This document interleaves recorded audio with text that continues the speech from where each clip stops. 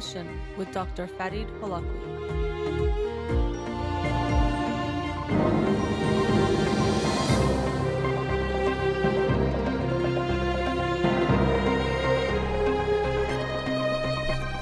Good afternoon and welcome to In Session. I'm your host, Dr. Farid Holakouee, and I'll be with you for the next 2 hours here on Radio Hamra. Studio number to call in, 310-441-0555. You can follow me on Twitter or Instagram or like my page on Facebook to get updates on the show or suggest topics or books for the program. And the shows are uploaded at the end of each week to my SoundCloud page and podcast on Spotify and Apple Podcasts. Again, our studio number, 310-441-0555. I wanted to start the show off today talking about the pandemic and mental health and some particular aspects of mental health.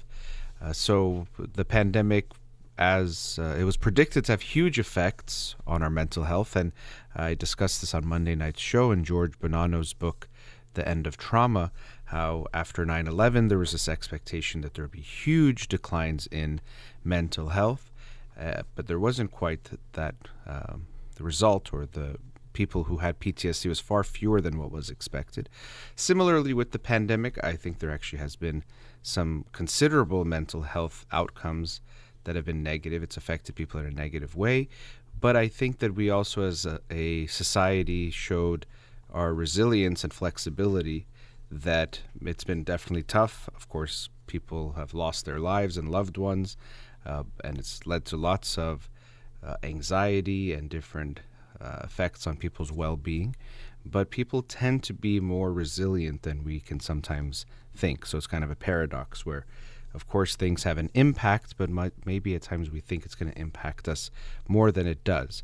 Just like if you imagine any kind of negative change, or we consider a negative change in your life, usually we see that people recover from it far more than they think they can. I've seen this with my clients before, and just in my even own life, but we're talking to other people where often we might think, if this were to happen to me, there's no way I could handle it. There's no way I would be okay. And it can happen to us, and we realize that we are okay. We do survive. You're in a relationship, and you imagine if my partner were to break up with me, I would be devastated, and I would never recover. I would never be the same. And yet you are sad for some time and might go through a lot of pain, but you tend to recover and be okay. So in general, we tend to overestimate how much things are going to hurt us, which makes sense because our bodies, our brains, in order to protect us, they want to prevent pain, prevent things that are going to hurt us, even pain itself. We can understand that in a way it's going to be exaggerated, in the sense that your body is trying to protect you. So if something is causing some damage, it really is going to want to alert to you to prevent this from continuing, to stop it, and even could make you feel like you can't take it anymore because it doesn't want to get closer to a point where you are really going to hurt yourself, and or could cause even more damage. I've heard this from people who do extreme types of endurance sports, where they say you'll get to this point where your body feels like it can't go any further, but you know that that's just the pain trying to stop you, and you can keep going. This, of course, is not in any way saying there aren't real effects to things, that we don't get hurt by things, that things don't have a negative effect, or that if anyone is in pain, they are exaggerating. I definitely don't want to give that notion, because I think, unfortunately, we already can do that too much with all sorts of pain, especially emotional pain, to think that someone really is not hurting, they're actually okay.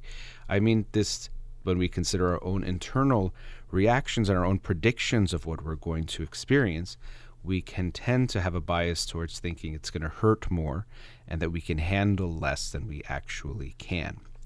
But now, one group I did want to talk about, or one type of issue when it comes to the pandemic that I've seen be affected considerably by what's going on, are individuals who have anxiety or anxiety disorders, social anxiety, things of that nature. I think the pandemic, especially initially, actually just heightened the anxiety of the whole world. Anxiety is this worry about the future, this unknown future. So as more becomes unknown and unpredictable, and also there is this danger out there, this virus that is spreading and killing people, Of course, it led to this heightened sense of anxiety. Also, everything shut down. There was fears of shortages of food, shortages of toilet paper. That was a big one. Fears of different types of things not being available, work. And these things did happen where people lost their jobs or jobs changed, schools closed, all sorts of things really did happen. So that unpredictability just led to this spike in anxiety for the whole world. We saw that. And of course, if you already had anxiety or were struggling with anxiety, that was going to be even more difficult. And even as I say, if you have anxiety, we all have anxiety. It's part of being human.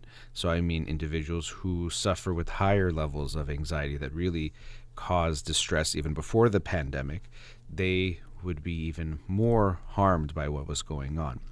And so the pandemic, as I said, was giving us more anxiety overall as a community, as a society, as a world.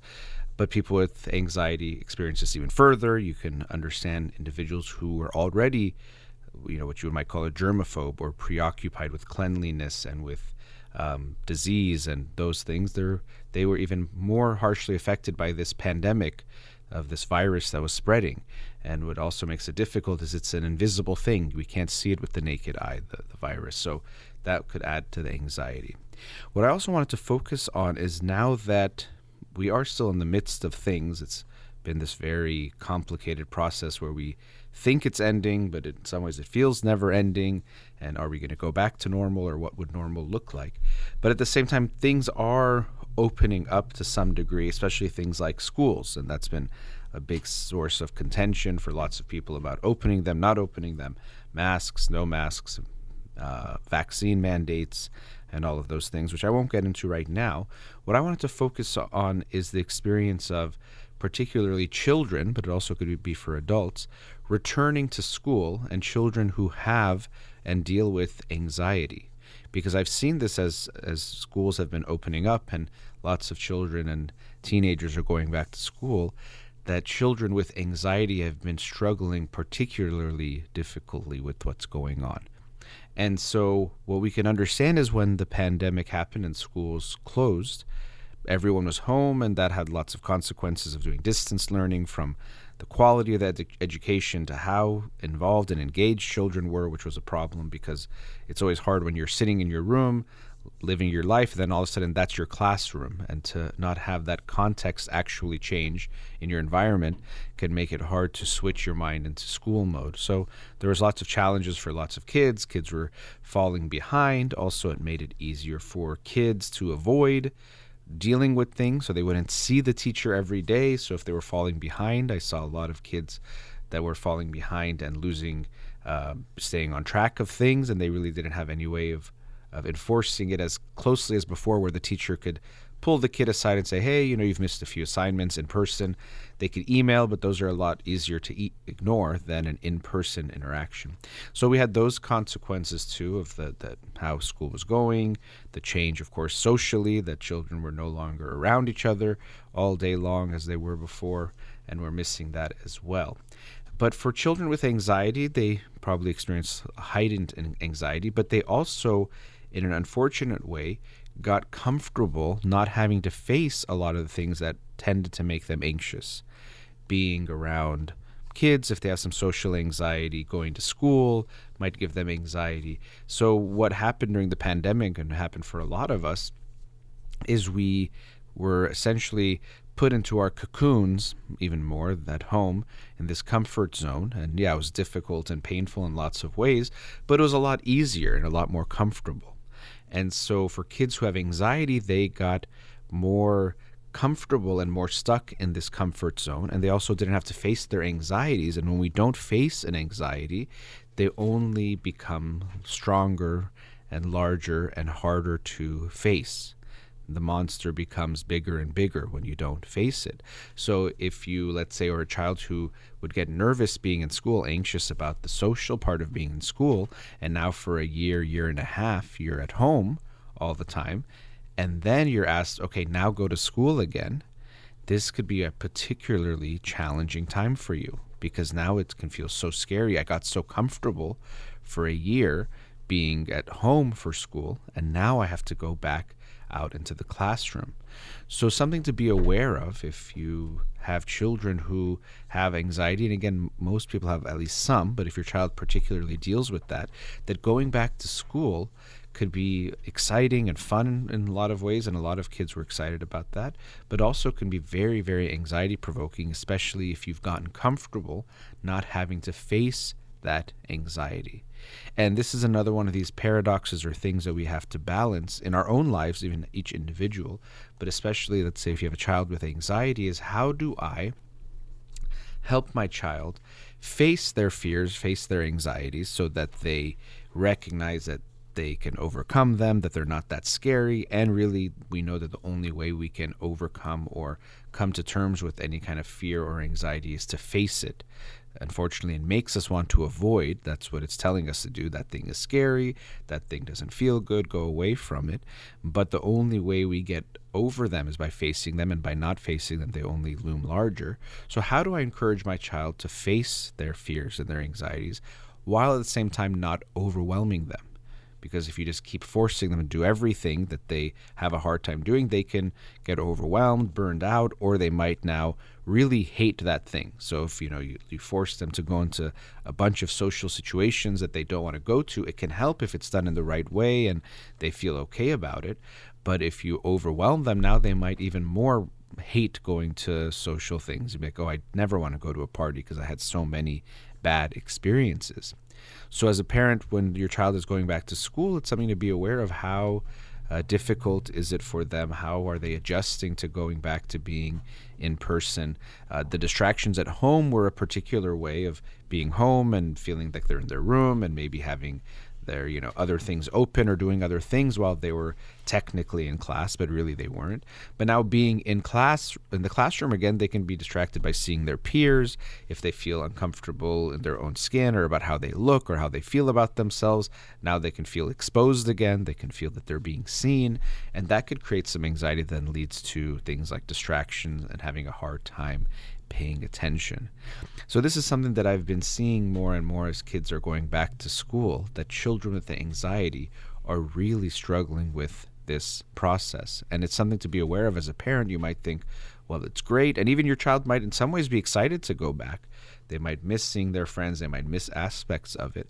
But if they're dealing with anxiety, it's something to be mindful of, that how are they dealing with this process of going back to school, getting ready to go to school, getting dressed, presenting themselves however they want to present themselves, and then going around their peers and being there. Because it takes time to break that comfort zone, this cocoon. Once it gets hardened, it's very difficult to break free from it and to break through. And if you deal with anxiety, you're going to feel even more this want to stay at home. I think we can all recognize that we've been affected by what's going on this last year and a half. Even socializing for a lot of people, even adults who've been obviously doing it their whole life, being in person around people in whatever ways they've done it, it could feel a little bit strange at first because you haven't done it for a while. So just imagine for a child, especially a child with anxiety, how difficult that task likely can be. And so we want to be, again, sensitive to that and be aware that that could be challenging, while also encouraging them to face and embrace this anxiety, because it's the only way we can help them to overcome it, and of course to face the realities and responsibilities of their own life. All right, let's go to a commercial break. Our studio number 310-441-0555. We'll be right back. Welcome back. I wanted to talk now about, it's actually in some ways related to an aspect of the previous segment when we're looking at anxiety and how by not facing our fears or facing our anxieties, they get stronger, and we have to actually in that way face the challenge or the discomfort in order to overcome the anxiety or to be able to live with it more easily, which is one of our main challenges in life, is that we have to put ourselves in some discomfort in order to grow, but there's always a tendency that's going to be pulling back to not being uncomfortable, to being safe, to taking it easy, to not expending energy, to just try to take it easy as much as possible. So we do need some force or effort to get ourselves into doing things that push us out of our comfort zone. The more we do that, one, we can build particular habits. Let's say, for example, we have a tendency to want to not expend energy physically, but if you start to exercise regularly, that can create a habit that actually then, with that expectation, becomes easier to do it. And also, the more we challenge ourselves, the more comfortable we become, and the more it becomes part of our way of being to challenge ourselves, to push into the discomfort. So an easy way, using the exercise analogy, is the only way we get stronger, the only way a muscle grows, is if you push it a bit into some discomfort, push it into a place where it actually doesn't feel good. If you were, let's say, lifting weights and stopped as soon as it started to be a little bit uncomfortable or painful, you would never allow your muscles to grow. You would never go through that breaking and repairing that actually leads to growth. And I wanted to use this same type of an analogy looking at our ideas and the ways that we think about things. That we have all sorts of ideas in our heads about different topics, but if they just stay in our heads and we don't work them out, they don't get stronger, they get weaker, and they definitely won't grow. So there's lots of ways of working them out, but the first thing is just actually bringing them to mind is the first step. So you have opinions about lots of things. Some of them you might not even be aware of because you never really thought about them, or you haven't been exposed to that. You have lots of ideas about things, economics, relationships, parenting, all sorts of things. Even if you're not an expert in any of them, we still have opinions and ideas about everything. But one thing to be aware of is how we look at those ideas that we have. But we have these ideas in our head. But so the first thing, if you want an idea to get stronger, is it needs to be brought to your attention. This is some kind of the lowest level of working out, I would say, is to think about it yourself and to reflect. And it can be very valuable. Just thinking about the ideas can be important, but just that process has value. This is why even in therapy, a lot of times people will start talking about something and they'll say, as they're talking, wait, I never even really thought about it till I just started telling you about it, that I see it this way, or I feel this way, or making this connection. So it has to be just brought up first in some level, whether it's in your mind, or let's say if you're journaling, or if you're talking about it out loud. That's the first type of step. So first would be just internal. The next would be somehow expressing it, whether it's to someone else or writing it down. But if you're doing that, that itself will start to work your idea out a little bit. It can get stronger in that way. You might even become aware of the idea or different aspects of it. It's kind of like it's buried in your mind and you're excavating it and you're getting all the dust off. And just by doing that, you see more of it and you see it in different ways. I can actually share that doing this show, I feel very grateful that it allows me, I think about the things I'm going to talk about, but then just in the process of talking about them, they tend to evolve and grow just by that process. I become aware of new things or new elements or aspects of it. So the same topic I've been talking about, or topics, let's say I've covered for 7 years on this show, I'm sure I've changed in lots of ways. I've read a lot of things and done so much that has also affected that. But just the process of talking about them has helped me refine them and understand them better. So even I would recommend, if you are someone who has ideas in a particular field, whatever it might be, even if you were to do what I do right now of just talking about it for 15 minutes every day, writing about it, doing something about it, talking about it, of course, as I'll get to it, someone else can be even more meaningful or valuable. But that itself would help you understand your ideas and refine them better. So that's the first step, and we have to take that effort if we want the ideas to become better, or our thinking about things to grow. And one thing I'll mention, it also involves having a level of intellectual humility and overall humility, of recognizing that you think things, you have opinions about things, but that you very much can be wrong, or at minimum recognize that you definitely don't have the whole truth, We tend to like that feeling that I know something and I know I'm right and there's no debating about it. It's just there. But the first process in even trying to make something stronger is recognizing that it might not be perfectly strong in the first place, or that it could have some weaknesses. So in order to grow, we have to first recognize that something might not be okay, or that I'm continually in a process of learning, even if it's in a field you're an expert in, but especially if it's things that you don't know very well, or that you haven't studied, or that can be very complicated.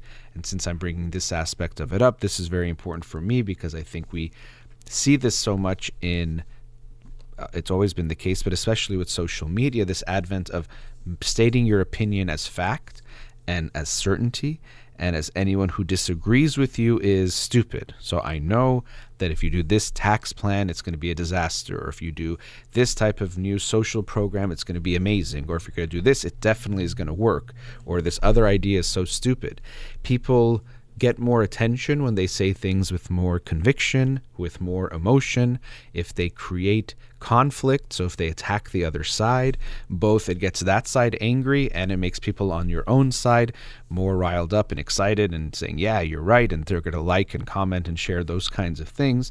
And unfortunately, it creates this hyper polarization, but also it leads to people feeling this pressure to state things in a way that they really can't state in that confidently of a way, or shouldn't be able to.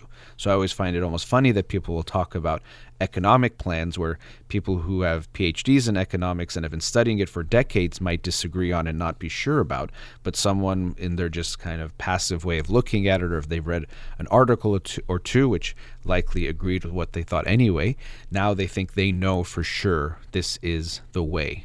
So we might think we sound more smart and more intelligent if we say something is for sure this way and I know it's this way, and people can be affected by that. But if we're thinking more critically, I would hope we can recognize that actually by stating you know something that you don't know or you can't know, that in some way is one of the stupidest things we can do. So if I say I know for a fact this thing is true, and there's no way for me to know that, it's not possible, that's actually a very stupid thing. But in the way it comes off, and to many people, I might look very smart because it seems like I know something. And often we say we know something that really can't be proven wrong anyway. So if you say this tax plan is the right plan, even if they implement it, people will say, well, they didn't do it quite right, or these things happen even if it didn't work out. So you can just state something very confidently and really not have to face any consequences in some ways. It's different, but it reminds me of when I love watching sports, but they'll make predictions. What's going to happen in the game today? Oh, PSG, Manchester City, it's going to be 2-2. It's going to be 1-0, 3-0. But nothing happens. Even they might after the game talk about their predictions in a joking way, or just maybe if someone did get it right, they'll really be proud of themselves. But there's no actual consequence to getting it right or wrong. There's no skin in the game. To quote Nassim Taleb's title of his book, where he did actually discuss this issue. And so people, pundits, experts, they're very often praised for making declarations, making statements that they don't have to actually pay the price in any way if it's wrong.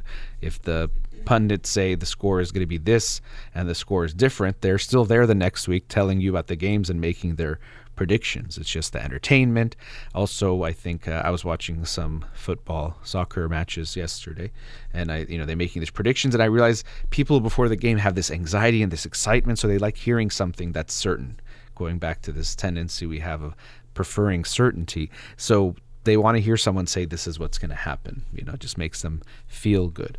And so similarly, we live in a world where we're unsure about a lot of things, and so when someone speaks with certainty, rather than recognizing they can't actually know what they say they know, we prefer to believe them because it feels good that someone knows, and I'm going to trust this expert. And the expert likes feeling good about it. They might even make money off of it. So it kind of becomes this symbiotic relationship. People looking for someone to tell them they for sure know something, because then they have the release of that anxiety, and they get that comfort of thinking they know. And then the person who is believed to know everything, they feel good about the attention and the fame and the money that they might get from that, and that feeling of being the one who knows. So this could be, in a way, an overarching concept. And what I'm talking about right now is that we have to recognize our limits of knowing, our limits of understanding, and the limits of others as well, and how we praise them and give them attention, and who we think is worth listening to, and realizing that oftentimes we want to know and we want to think people know some things for sure, but with a lot of these things we can't know, and there's no way of knowing the absolute truth, or knowing for a certainty something is this way or that way, or this prediction will definitely turn out the way we're saying that it will. So we have to have that humility when we approach our ideas, which also means we want them to grow. I want to understand things better, and I want to open them to get challenged, and that's the hard part. So as I was saying, just bringing them to mind, thinking about them, even journaling about them, that can help. And then now talking to someone first, let's say just to vent, just that process of talking it's like it's bringing your idea out. So I like the analogy of an athlete. This is kind of like your idea is practicing in some ways by itself. So that could be good. It's training. If you're thinking on your own, or if you're journaling or just talking out loud, that's a way of your idea practicing on its own.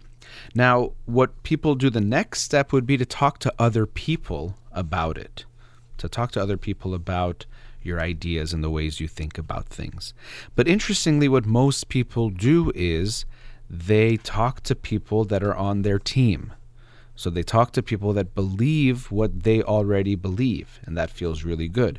And so social media has definitely made this even exponentially easier and more likely to happen for people. They see things that are what they already like and believe. Their friends usually believe the same thing, so they're being exposed to this. So that's another way.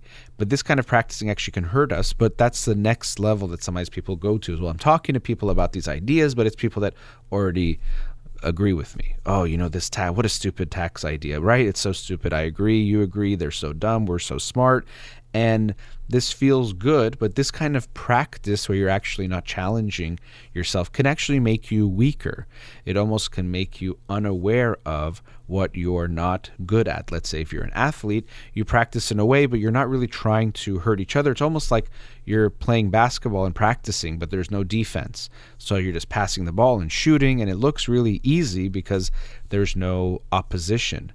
So this kind of practice, if you practice in this way, where we're only going to be on each other's side and not challenge anything in any way, it can actually make you weaker over time, even though it feels like practice while I'm talking about these issues. But all it's doing is further strengthening your own biases. It's making you more blind to the limitations. It's making you think your opponent is weaker because it seems like, look at all these good ideas that we have. So this is not going to be as helpful. But the next step would be if you talk to people who maybe agree with you, but you have them try to challenge you a little bit more. So this could be like practice where you are practicing and someone guards someone and someone tries to score on them. That could be a little bit more meaningful and actually can have a positive impact. Usually when people are on the same team, you still take it a little bit easy on each other during practice. No one wants to get injured during a practice, so it's still not as good and people aren't going to challenge you as much, but this might be a little bit better. But the ultimate way that an idea is going to get better, and similarly the ultimate way that an athlete is going to get better, is when it faces direct opposition. It has to open itself and expose itself to facing opposition, meaning that it can get hurt, it can get injured in some ways, it could even lose. That's something we have to be open to, that we can realize we were wrong about something that is very hard for almost any of us to accept. It doesn't feel good at all to figure out you've been wrong about something, especially if you deeply believe it, and even more strongly if you deeply identify with it, because now it doesn't feel like you're just challenging an idea or something I thought. It feels like you're attacking me at my core. If my idea that I identified doesn't exist or is wrong, then I don't exist or I'm wrong and I'm all bad. And that's what can make people get so desperate when they believe something very deeply and it almost becomes a part of their identity. It's not just about, oh, I guess that's different from what I thought. It's that I'm wrong, I'm bad, something that I've believed for so long and something that helps me know who I am and who I am in this world is not right. That can be very scary. And so people will fight tooth and nail, and they likely won't change their mind or acknowledge that they're wrong or even that any part of what they're thinking is wrong because the stakes feel too high. But going back to that analogy of what's going to make your idea stronger, just like the athletes, you have to face the best competition. Because that's another thing, actually, to add a little caveat to that. Well, somebody would say, well, I'm going to play in opposition, but you play someone much younger, or easier. Let's say you're a high school team and you play a middle school team and kids that are several years younger than you.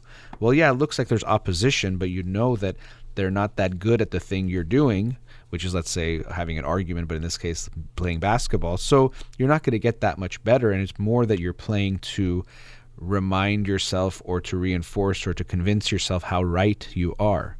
To genuinely grow in any kind of way of thinking, you're going to have to be challenged by someone who is, let's say, an intellectual equal or even maybe superior to you. That's going to help your idea grow. But that can be the most terrifying because you know that you might, in that sense, lose the debate.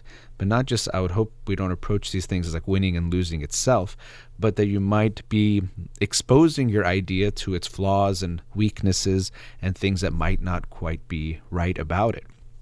And for most people, most of the time, they don't want to do that. They think they like thinking. We think we want to understand things better, but often we just want to feel good about what we believe and think, and to think, okay, see, I was right. I'm smart. I'm wise. I'm not stupid like other people. It's a way of putting ourselves above others. But to genuinely show we have belief in our idea, we should want to face the best opposition, to face things more strongly. And through that, you actually do grow, just like the best athletes will get better at their sport if they play against the best players that are on the other team and challenge each other. That's how they actually get better.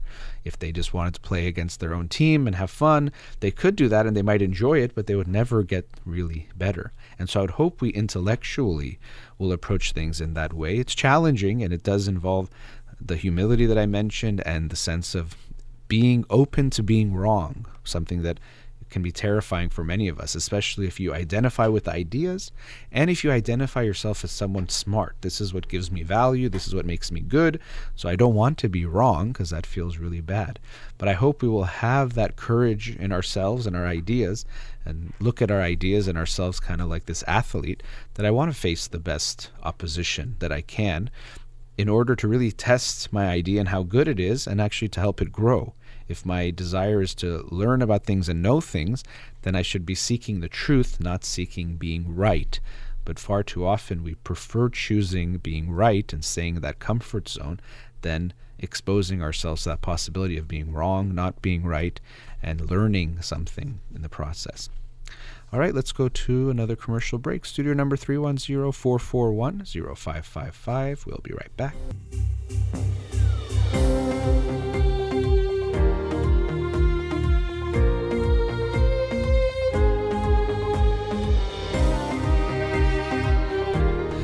Welcome back. So in this show, it's been a bit about anxiety, but also last segment about facing challenge and getting ourselves uncomfortable, something that comes up a lot on the show because I think we have this tendency to stay comfortable, and it makes sense that we have that pull. But if we want to live a fulfilling, meaningful life, we have to push ourselves out of that comfort zone. It's really the only way. And so the last segment, I was talking about our ideas and our thinking and making an analogy to an athlete in a sport who needs to face opposition really to get stronger, but has to be open to that. And so in this segment, I wanted to look at our own sense of self and being open to seeing different aspects of that self or expressing more of ourselves.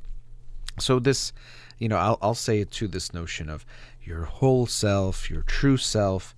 And I think those have value. Thinking about those things being genuine, of course, does. But this true self, I think, really we're all so complicated and complex and have so many facets that to think of it as one true self is probably limiting, because I think we all have even more abilities, more sides to ourselves than we at times allow to be seen, first by us and then to be seen by the world. So when I think of a true self, it's not just this, oh, this is you and that's just you. First of all, it's always going to be evolving, but even it's not going to be a fixed thing even in a moment, because we are so dynamic. But it makes me think of this concept that first came to my attention in the book Can Love Last by Stephen Mitchell, where we can, in our relationships, people often will say, well, you get bored over time. You're going to be bored after just even a few years, let's say, of being married. It's not going to be exciting anymore. And he presented this argument, which I think is very meaningful and very deep, that it's not just that we get bored because you have to get bored, but he was suggesting that the reason why we get bored with our partners is partially because of our struggle with trying to find a balance between passion and stability.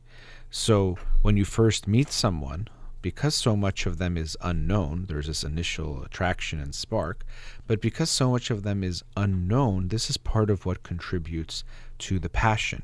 Is this, I don't really know them, it's exciting, it's intriguing, I want to get to know them more.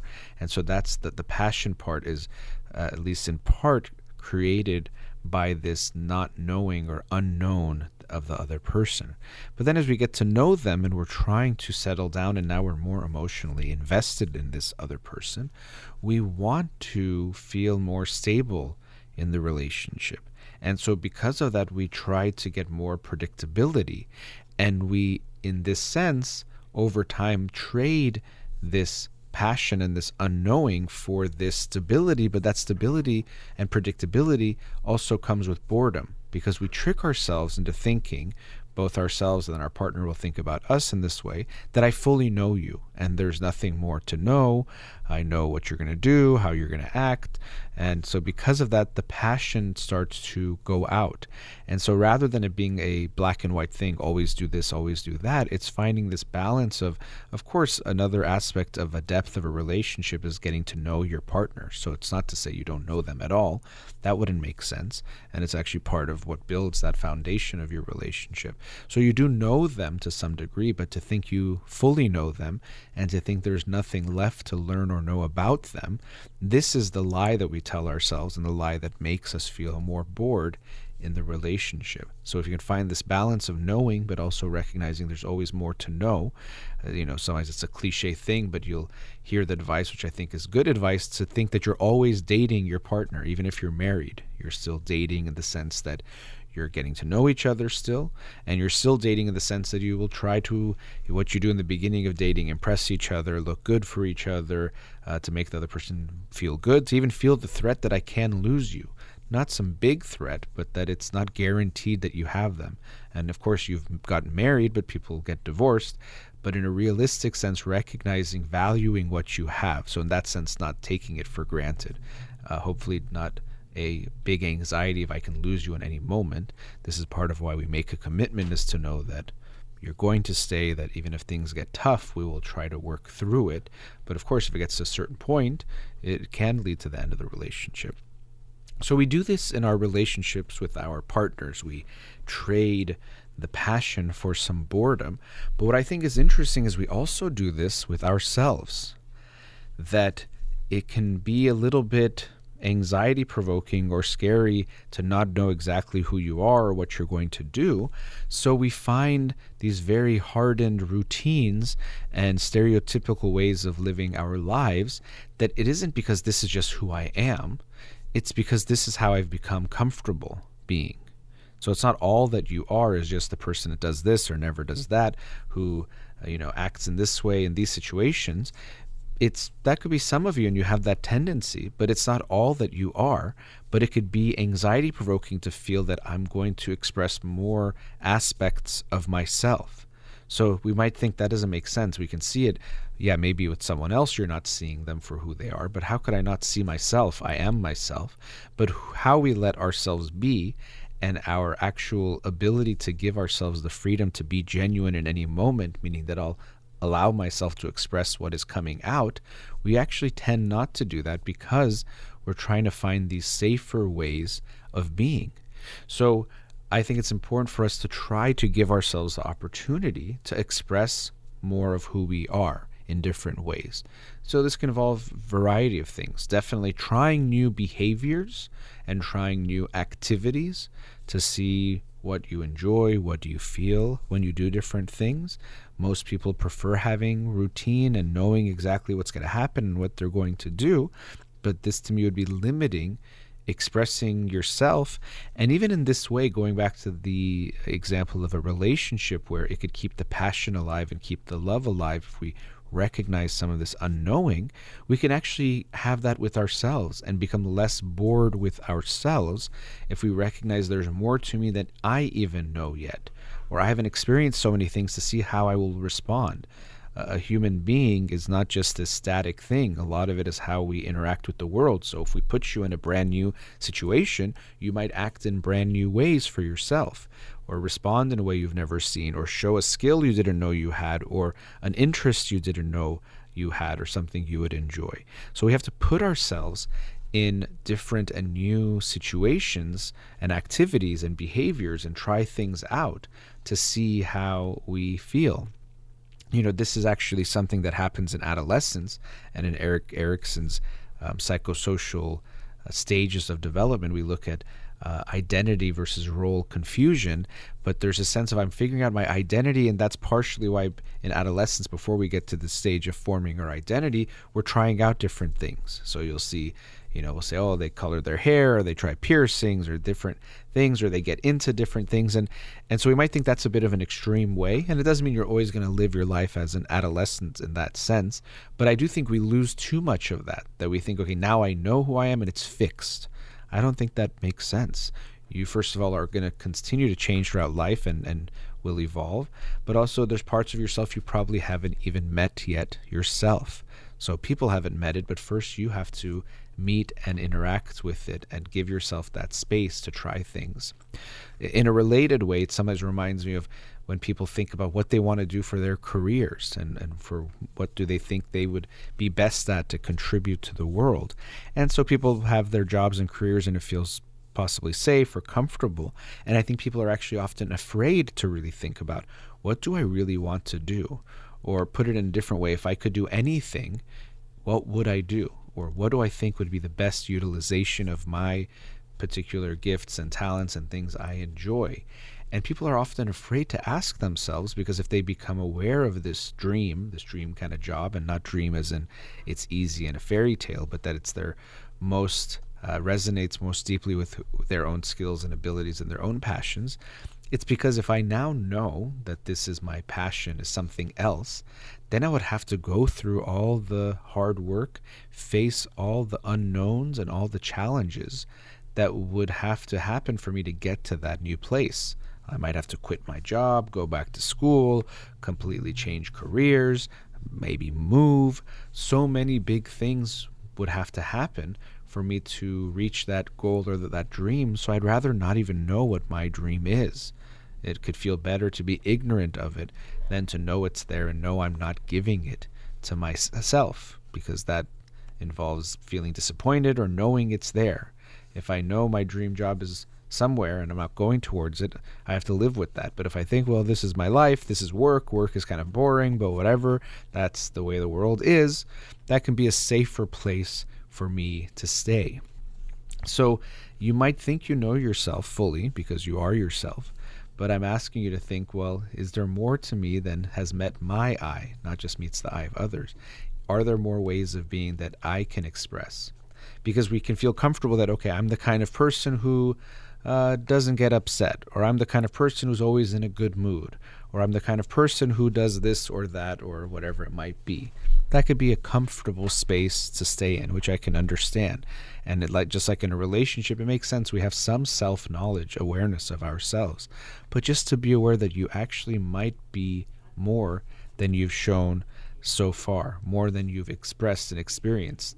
Try something different. Try signing up for a class or something. I'm actually going to start a class tomorrow night. Maybe I'll talk about it at some point, but I wanted to just do something different to stretch myself in a different way, push myself in a different way, because I recognize that in myself too, that there's more to me than I think I've experienced myself, and more for me to share with others and share with the world, share with people closest to me, but even the world at large. And that's something that I want to invite everyone to think about. I think it's a little bit scarier than, it might not seem like a scary thing, but I think for most people, they're a little bit feeling anxious about trying different things, because now it's like, well, who am I, or what am I going to be?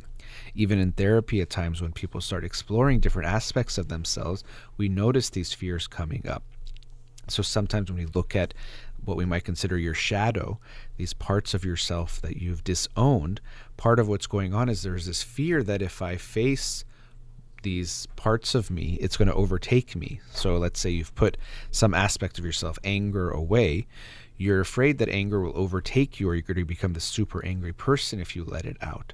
So it might seem like, well, why would we be afraid of these feelings or these parts of ourselves? Is that we're scared of, what if it overtakes me? What if that's who I am? It can bring up this sense of, I don't know who I am, this identity confusion, and all those things can be very intimidating. So get to know yourself better, but also in the means of getting to know yourself better, try different things, do different things, recognize that you are more than you have known so far.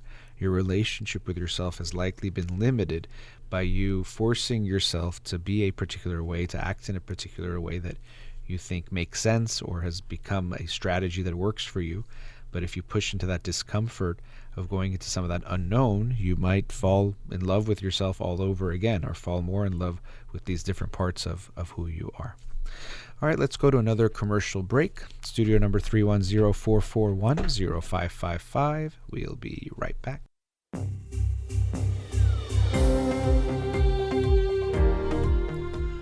Welcome back. Let's go to a caller. Radio Hamra, you're on the air. Hi, how are you? Good, thank you. Thanks for calling. Oh, of course. Thanks for having this amazing program. I was calling because I just moved actually to California. I'm living in the state, but I moved from South, not from Iran. I've been in the state for years.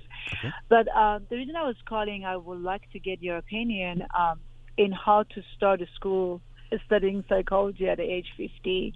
So what is the best route to go? It's been a lifetime dream for me. In fact, when I was in Iran, I got accepted in University of Tehran, but unfortunately I wasn't allowed to study out of the city that I was living. And then I ended up studying literature and Persian literature, and I ended up getting married and leaving the country. So I didn't finish my education, but this idea has always been back of my head, and I want to pursue it. Okay. But I was wondering if living in California, considering being new to state and also the cost of the college, what would you suggest would be the best route to start? Well, obviously there's a lot of things to consider. Your own financial situation, the timing, all sorts of things would be important. The good news is all of us are in some level studying psychology from when we're born, because we're just noticing people and paying attention to them. I'm sure you, if you want to study it, you've been at least studying it on your own in some degree. So, sometimes we can start at the end and work backwards. What is it that you'd like to do when you say you want to study psychology? Yeah, I'm not sure if that was my other question, if I'd be able by the age 54 or 55 possibly, because I have a full-time job also, but no responsibility anymore. Children are grown and gone, and so it's just me and myself, basically. Okay. I calculated my life and my time, and I still can work in full-time and having a balanced life. I still can have extra 6 hours at least to study. I figured that would be enough. 6 hours a day, or? A day. Okay. A day. Okay. Yeah. That's in 24 hours, considered working out, having my full-time job, running a business, and still being family, having fun. I still have 24 hours. I did a lot of math, and I thought I can at least spend 5-6 hours a day if I want to really be productive in my time and study toward a degree. I'm just so curious about children, so I love to, and then I love counseling. So if that's something I can pursue, I'm happy. If not, I can use it already in my job that I work with people. What do you do now? Well, I'm an accountability coach. I do a combination of I teach yoga full time. Also, I own a small skincare business. So I work with people. Been working for about 12 years. After my children grow up and they were gone to college and I pursued their life. So that's what I've been doing, but without a degree. I have a little certificate from here and there for coaching, for teaching yoga, and that's what I do. And I truly love working with others. Okay. So I combine them all, but then I don't have a degree, but it's always been back of my head and my heart that I want to pursue that degree. Okay, so what is, oftentimes the degree or getting a degree has a meaning for us or a significance, and then often it's what it's going to allow us to do. So based on how you said it, it seems like just having the degree has a meaning for you. But that's what I was asking of, the logistics and things we can talk a bit about that. It won't be something I can totally figure out with you because your life, you have to look at that. But I'm wondering, what does it mean to you to get a degree? Yeah. The degrees actually have more. First of all, it was a dream of mine, and that I worked so hard for it to pursue, but I wasn't allowed because of my family belief system. And then the things I was allowed to do as a girl who grew up in a small city in Iran, and not having the permission. And it was something that I wanted so bad since I was a teenager. What was it that you wanted, though? I'm still not clear. Working with people, helping others, and that was number one. And then number two, I always hold back, and because everything I wanted to do and pursue, and I feel like lack of, it's even affecting me in pursuing relationships because I never think I've done enough. I'm sorry, I'm getting emotional, I think.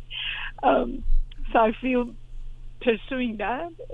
And then during marriage, I wanted to go. Before I get divorced, I wanted to do it, but I never had the support of my ex-husband, thinking it's too late. I mean, you shouldn't be going to school, and you need support as far as the children so that I can spend the time to go. Even I pursued it, but I had to quit because I wanted to be with the kids.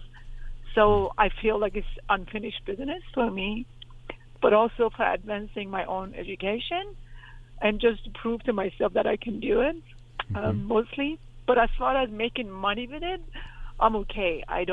It's not that I wanted to use it as a source of making money and income. Okay. So basically that's it. But I would love to actually. Maybe I should get over that idea. Maybe I should pursue it. If you can help me figure out, I would love that. Get over which idea? Going to school is maybe proving to myself that I can do it, or I'm already good enough. But also education is something that I'm fascinated by human behavior, by human mind, by people, and I have a huge love and passion for humanity, for serving, helping others, and I already think I'm accomplishing that through what I do, from the feedback that I get from my clients and my students.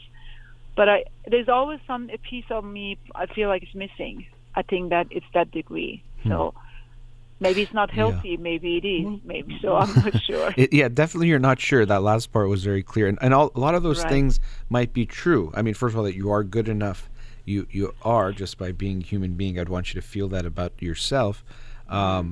But that's why I was asking of what's pushing this. And you said it's my dream. It's been a dream since you were younger. And so on one hand, that can make us think you should definitely do it, and because it's that dream. Now, the other thing is, you said in a few different ways, can I do it? Some of it was about the timing, but I think some of it's also doubting yourself in some way of, can I handle it? Or at least that's what I was hearing in how you said it.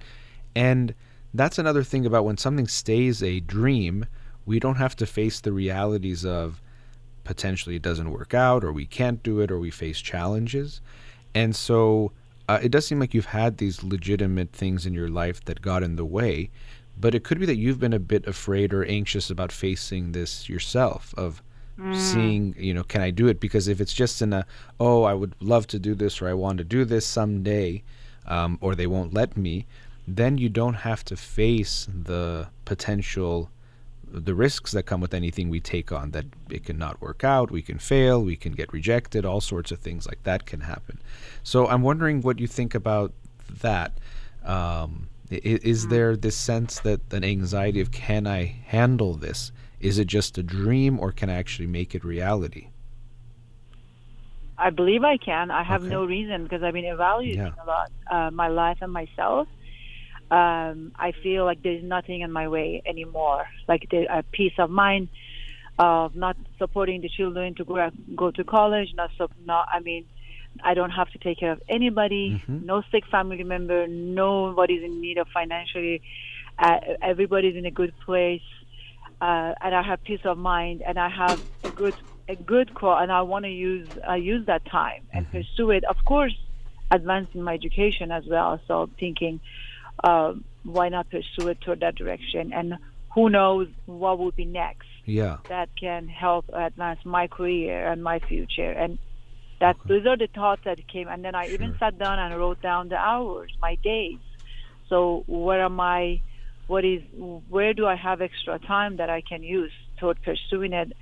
And I absolutely thought I can do it. I have no reason to hold me back, and I have all the time that I want to. Okay. So, if that's enough piece of information. No, it is.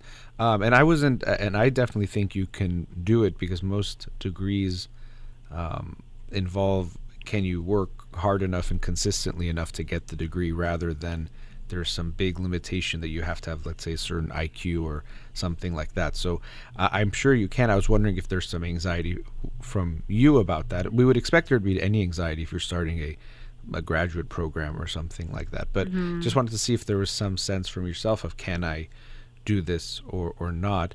As far as the 6 hours a day, it sounds like a lot, but depending on the kind of program you're in, sometimes you need more than that, as far as you have to be in class and do other things. But that's something you can figure out.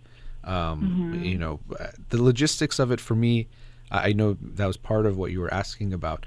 But I'm sure you can find those programs either online or different things that you can possibly get a master's degree and then go into, if you want to work with children, if you get an MFT or focus on kids, and those things I think you can look at and figure out.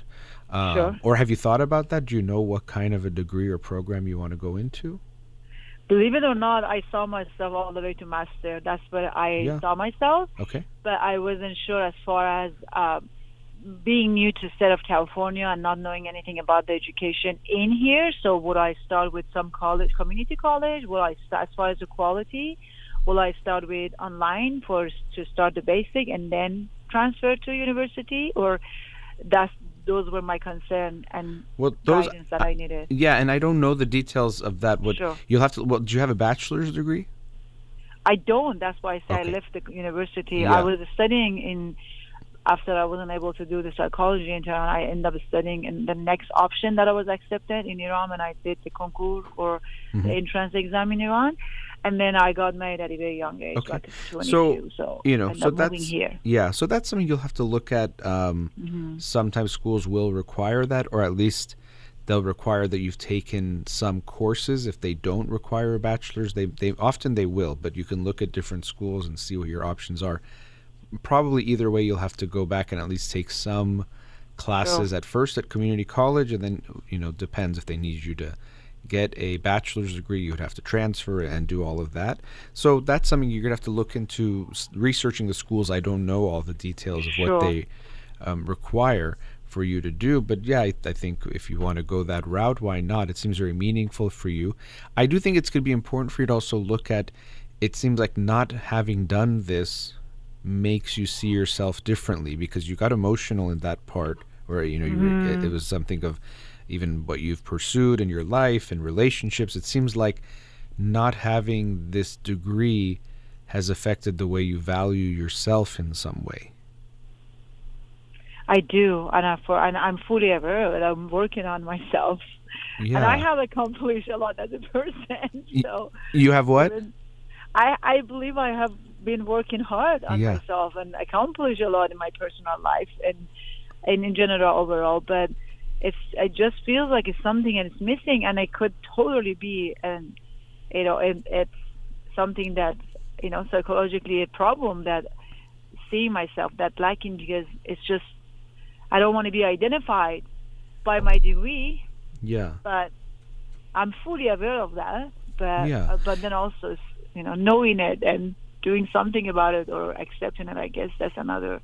Sure. Another thing. And it's not to, again, I would want you to recognize it and understand it. And it's still, it might be that, okay, I have this insecurity about it or whatever it might be, but it doesn't mean it doesn't mean you shouldn't do it still. It could be both of those things are true. So I don't want you to think that if it's an insecurity, don't do it. It could be great. I mean, this seems like a wonderful thing that would potentially help your career. You would feel good about it. I mean, there's a lot of good things.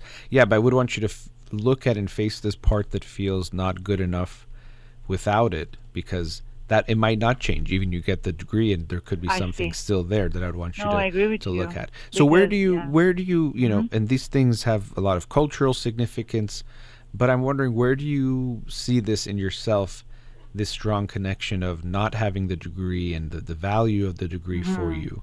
How do you understand that? Yeah, I noticed that I've been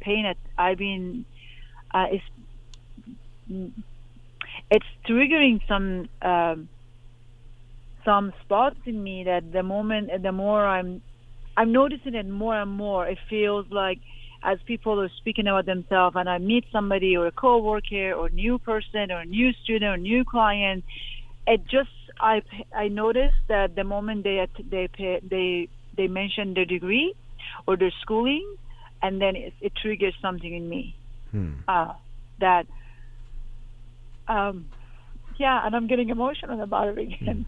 That I don't have that degree, and even though I have so much in my life to be grateful for, and maybe I don't have a degree, but I have studied and read and listened maybe to thousands of hours of self-help, and read and listened is non-stop. I have a headphone in my head and my car in my job, listening and thirsty from this conference, that conference, but it's not on a paper, I guess. And I know it's me. So it triggers me when people talk about their degree and they have one and I don't. Yeah. Yeah, that's and now it seems like you genuinely enjoy the things you learn, which is good, but it can feel like you're trying to show something there too. And I felt it when you first were telling me about what you do, and it's, of course, you're trying to tell me about what you're doing, but there was this feeling of trying to show that I'm going to share the feeling with you of being good enough, where I didn't doubt it. I don't really think of someone when I start talking to them that they have to prove it, but that's what I felt at some level, that it was almost proving being good enough. And that's something. Yeah. Go ahead. No, go ahead. Go ahead. I think it's not. I think I'm going to admit that it's affecting me in pursuing relationship a lot. Well, that's where I see, and not necessary to pursue a relationship. Of course, if that happens. But and I'm fully aware of what I have, who I am already. I have a very good sense of who I am, but when it comes to action, I hold back always. I always hold back that the fact, unless that I'm comfortable if somebody is knowing me through work, through clients, through students, knowing who really this person is, and doesn't say on my forehead if I have a bachelor's degree or master's degree. And it always, when I fill up a form, when I answer question 3, that, some college or not finished college, it bothers me. So those are the area bothers me, I think. And even it might not stop you from dating, but it might keep you from dating people you might be more attracted to, or it might keep you from getting closer to people you start dating because of this sense of. So it's been affectionate, Yeah. So I know you asked about the specifically studying psychology, and we can get back to that. I'm looking at the time, and we're at a commercial break. I want to go a little bit deeper into, for yourself, looking at your feeling these things of self-worth, and everyone has, we can say everyone has self-esteem issues. No one's going to have perfect self-esteem, but it's the sense of how you see yourself. and to think of your own life and where you think your sense of self might have been negatively impacted, that self-worth. So after the break, we could Sure. talk a bit I would about love that to. and maybe get back into the I appreciate you. schooling Thank and you. things. So my pleasure. So we'll put you on hold. We'll talk after the I would break, love okay? to. Thank you. Sure. All right. We'll be right back.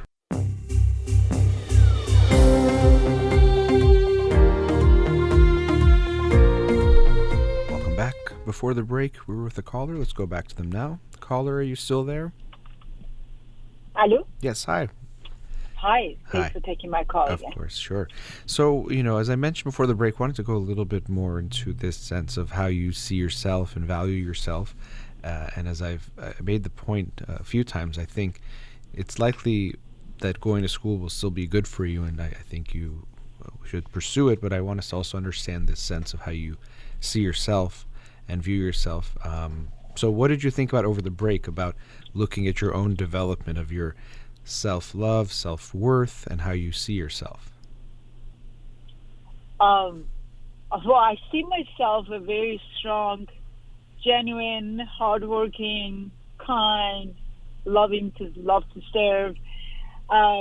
It's giving, dedicated. I work hard. I'm honest, authentic. There's so much that I know about myself, but I don't know what is this spark that it's because I have been dedicating my life on my own personal life, especially ever since I remember myself, my own as an adult, if not at least ever since I became a mother at a very young age. And I always worked so hard to just change myself to be the best version of myself, instead of worrying about how my kids are going to turn up to be. And that worked so well for me. I'm fully aware of all of that, and this is the feedback I get from every boss, every co-worker, every friend, every neighbor, every family member. But I guess it's just me, myself, that lack, that peace that is, I feel. Right, but it seems like you're good at making everyone happy. I am, but yes. But that's kind of it too. Right, but that's the problem, is that there's this feeling that you need to make everyone happy. Sure. You're absolutely right. That's what I'm wondering, going back from childhood and what you remember of that sense of making others happy, or how others see you. How do you remember your parents? How do you think they felt about you, or how they saw you? Oh, yeah, of course. Oh, no, I never was good enough. First of all, 10 children, 6 surviving, me being the one before the end, where, if you count me as the 10 children, I'm the 9th one. It's out of the 6th one that survived. I'm the 5th one. And that's one. But it wasn't, I never was good enough, never was a good size, never was good looking enough. Never, I was called the fat child of the family, which I was size 4 when I got married. So I was always compared with a neighbor's girl. I was fully aware of where it comes from, knowing my parents' background. So it didn't hurt me that much, but I was fully aware. In a family that they loved boys. Boys were always first. And then my marriage, my ex-husband was the one who mostly affected, and my older brother. And not I think, I really do. I believe. So from, being a 15, 12, 13 years married to a completely insecure man and lost, that didn't know what he wants. And I was the only woman in his life, and I had a, pretty much traditional marriage, if you say, getting to know like the way people got married those days. And 12 years older, that was not a marriage. That's where obviously I ended it, but I did my best to save it because of the sake of children. But it was nothing but dictating, nothing but ordering, nothing but I never was a good size. I never was a good enough of on and on and on and on and on. And I'm sure that had a huge, I'm sure that did have a huge impact, but we can see that it seems like the feeling about yourself was already there before him, which could have also made it easier for you to accept the way he was treating you. Obviously, you were unhappy and you needed to get divorced, and that could be a big deal, that you at least didn't fully believe you deserved that to some degree, but it seems very likely that how you're describing your childhood, this sense of not being enough, not being compared to others and not measuring up, was instilled in you pretty deeply. And even when I asked you about yourself, again, I felt this sense of telling me about how good you were, that other people tell you how good you are. And I was wondering how you feel about yourself more. But it was like you were showing me, it's interesting, the first word that came to my mind, showing me your credentials or showing me your degree of look at the proof I am that I am good. So it does seem like it's so deep that I think you might not even recognize it at times, that it's affecting so much of how you feel and how you're going to act with others, this sense of not being quite enough, good I enough. agree with you, yes. 100%. Yes. Yes. And it's a hard thing to change, because when it's imprinted at such a young age, it's this very deep emotional conviction. So even though you get a lot of proof that you are good enough, I mean, you're telling me about everyone tells me I'm good and this, and every boss friend tells me these things, somehow it still hasn't been able to change that belief deep down inside. And then I'm not sure or your opinion about a bunch of child molestation that happened through almost every man in family and relatives that had reached out to me. So I've been working on myself a lot. Good. I'm glad you are. And even I feel it when you tell me, I mean, that of course has had a big impact. From the child, young age, yeah. So I mean, even it could sadly give you the sense that your value is in how you're valuable to someone else in that way. It's exactly like that. Because when I put myself out there for dating, I feel like everybody does all they want. They see a picture, they're like, oh, okay, she's an attractive woman or has this and that, and I just hate that I want to prove I'm more than my appearance, I'm more than my physique, I'm more than my skin and my hair, and the size of my breasts and my butt. I'm sick of it. I'm sick of it feeling that way, and I don't put myself out there because it's unfortunate. Yeah, I can get that. It's scary. First off, you've had these really bad experiences related to the sexually being abused or molested. Of course, that could create its own feelings about sex and relationships.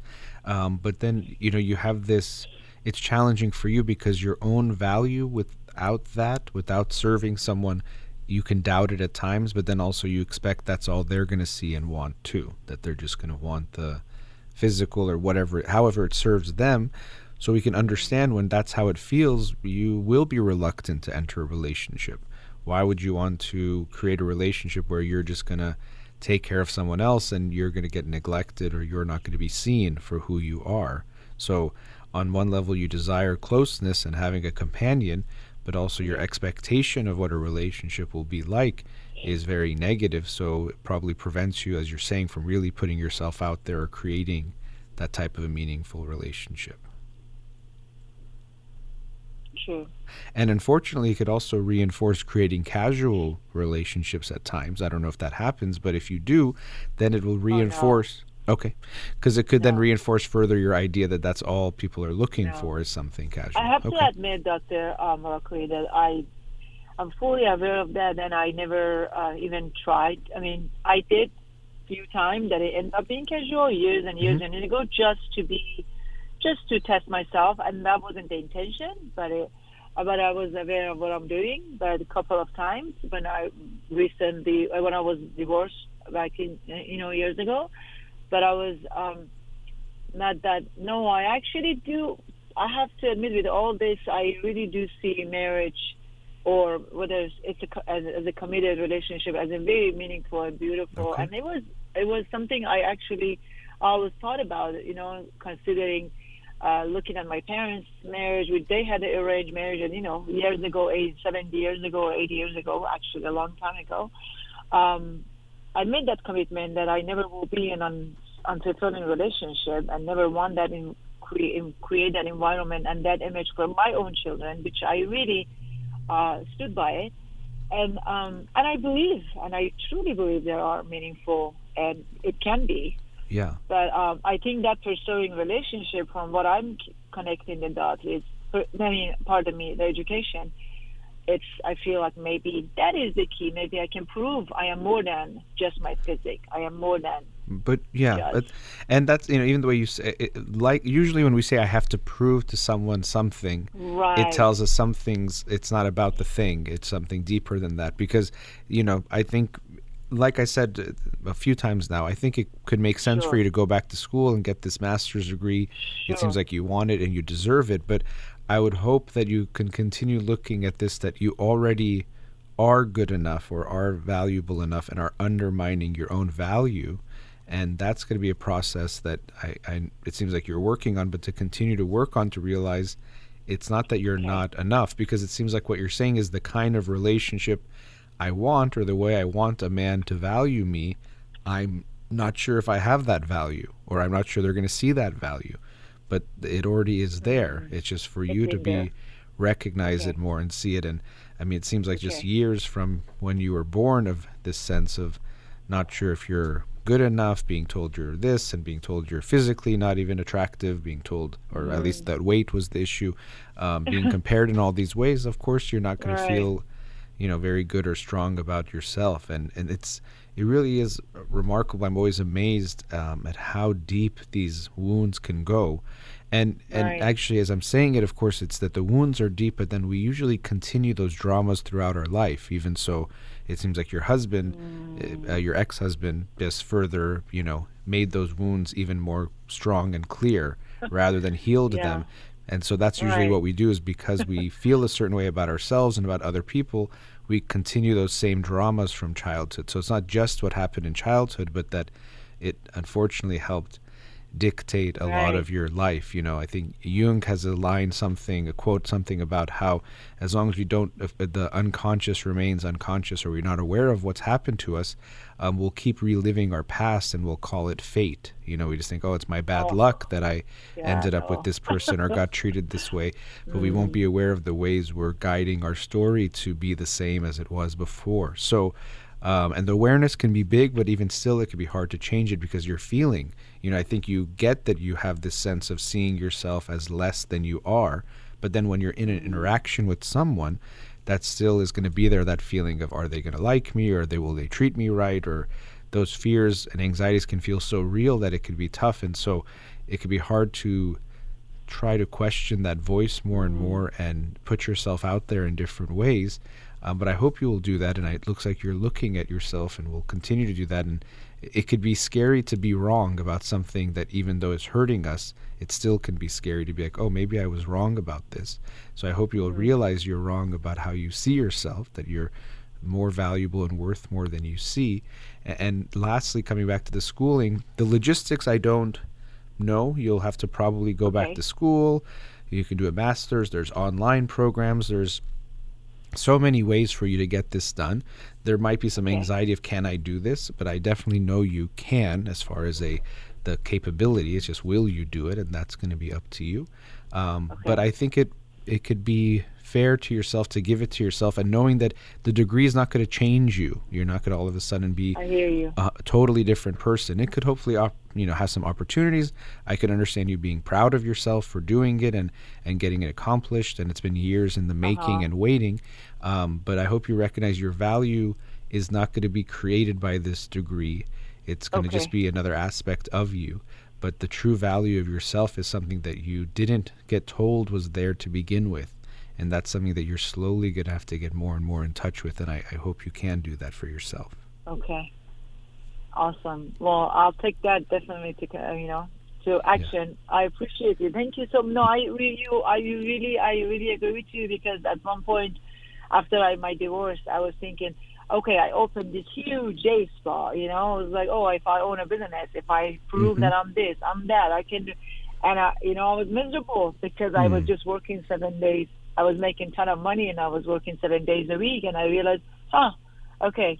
So I get your point, and I Yeah. feel like it could be that getting that degree will be the same at the end. It might be. I Get think it? it still Yeah. could be a good idea, as long as really Sure. genuinely you're doing it, not just to prove it, but also it has value for Sure. you to have the degree. Sure. But yeah, just like you said, so many people have these once I this, I'm going to feel good about myself, and almost never does it actually do that, because it's the thing we're looking at is Right. almost like a distraction rather than the real Yes. thing is something more Okay. within. So yeah, people say, Okay. and actually people can feel worse because maybe like what you felt, well, now I'm making all this money and have my business and I'm still feeling unhappy, then I Right. must really be messed up or something's really wrong with Right. me. So it Right. almost makes us feel worse. So this could be the same way. I think you'll feel good about doing it, but being aware that Okay. what you're experiencing might be deeper than something that a degree is going to change. Okay.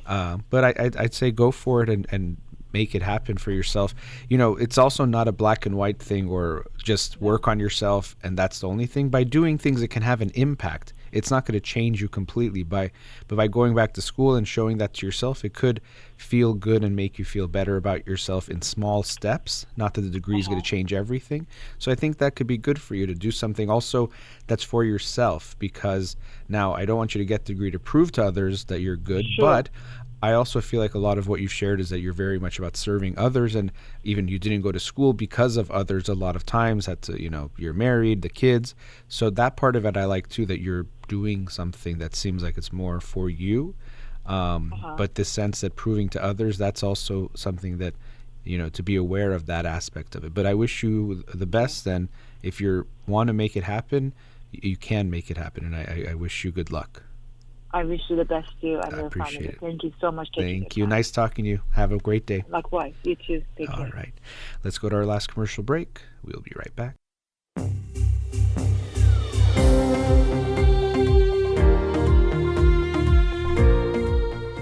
Welcome back. Let's go to another caller. Radio Hamra, you're on the air. Hi, Dr. Holakouee. Hi, thanks for calling. Thank you for taking my call, Sure. and I appreciate your time. My pleasure. How can I help you? Actually, I am calling regarding my son. He is 17, 18 years old, and he's at 12th grade right now. Actually, I am kind of nervous, not concentrating what I'm saying. But anyway, he's about to go to college or maybe university.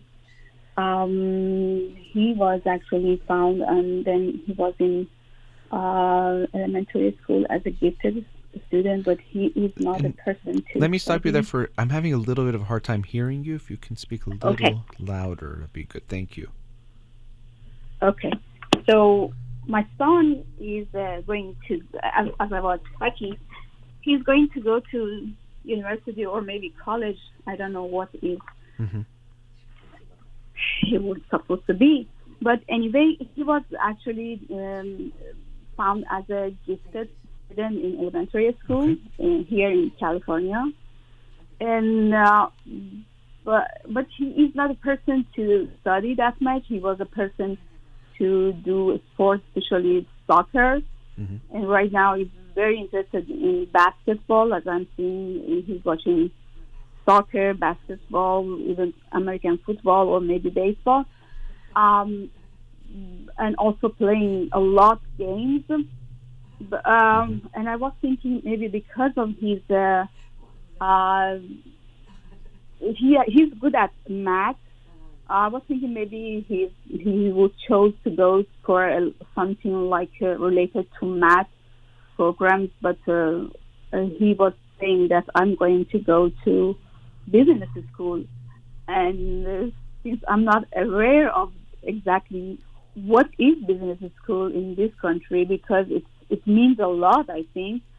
It makes me worry that what should I do, and he doesn't let me. And I'm trying to not be in your way as much as I can. I wanted to let him do whatever he can do for himself and has his own motivation to be.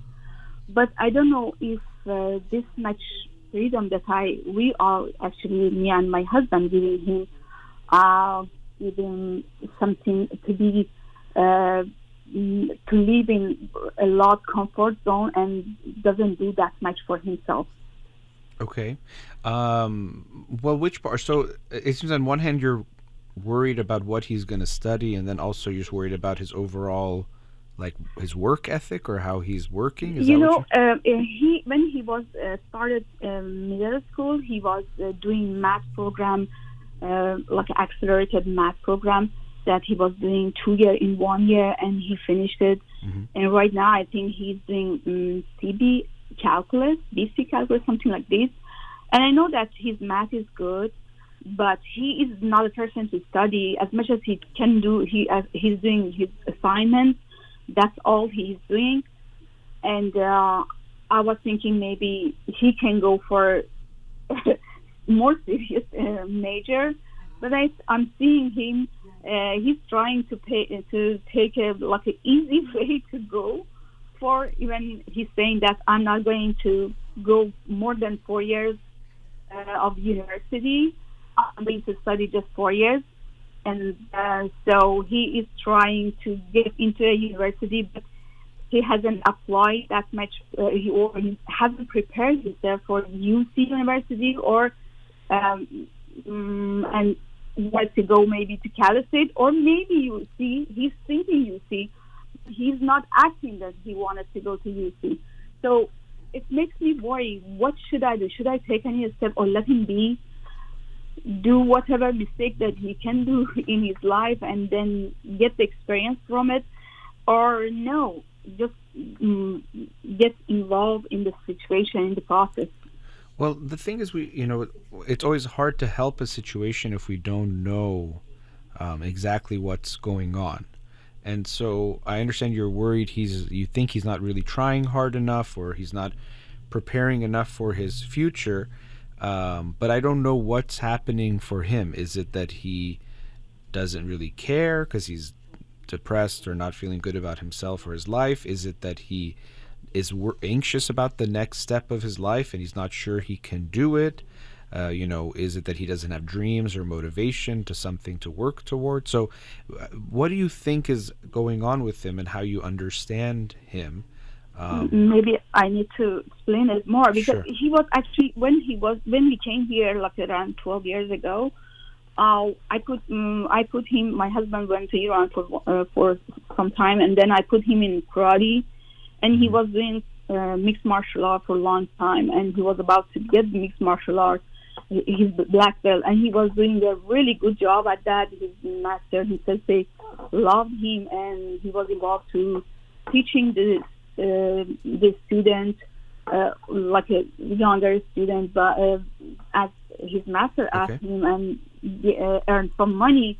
But the coronavirus comes, and then he stopped going there. Right now, he stopped going there at all. He doesn't want to go there. And so I sometimes I told him that they have started the classes. You can go there. So no, I don't want to go there anymore. And then he was doing soccer, and he was good at soccer too. He had a good vision in the soccer, and but I don't know. Maybe we made mistake. We put him in what's called the American Youth Program, and so since the parent was the coaches, sometimes they had biases. So it actually, I think in one day it hurt him. Some of the coaches, they were telling him, you are like a Magic Johnson. You can make the game and you can see the game very well, and you don't want it to go. You are giving the ball to the other person to make the goal. But he had a lot good things in him. But I don't know.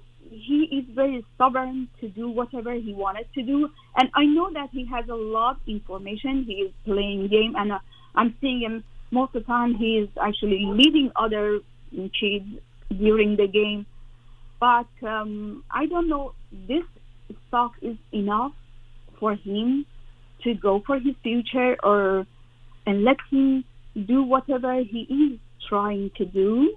But what is it that he wants to do?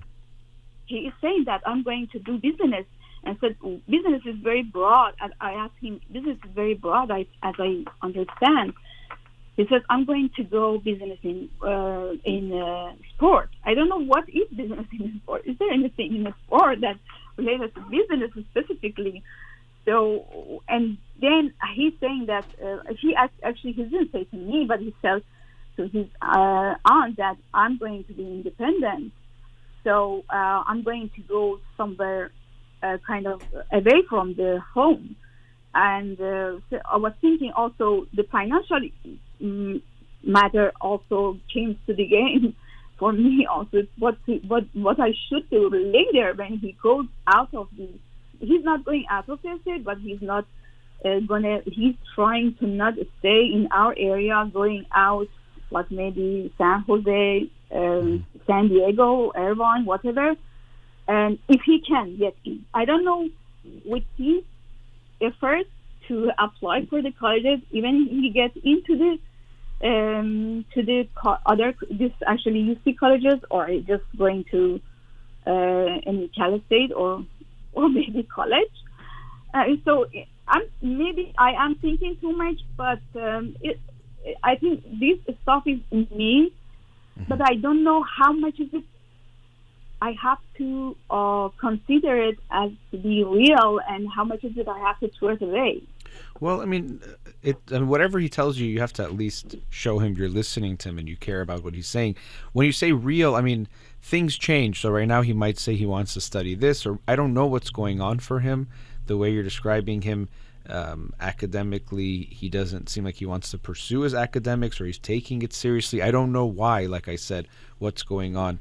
You know, sometimes when kids are told they're gifted and talented, which is good, also they can be told too many times they're smart, where they forget that it doesn't matter if you're smart. You have to work hard if you want to be successful in anything.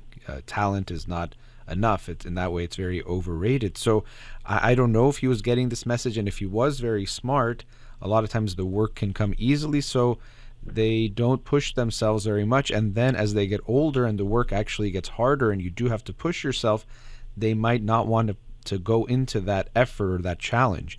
People who have what we call a fixed mindset, meaning that they just think, well, I'm good at school because I'm smart.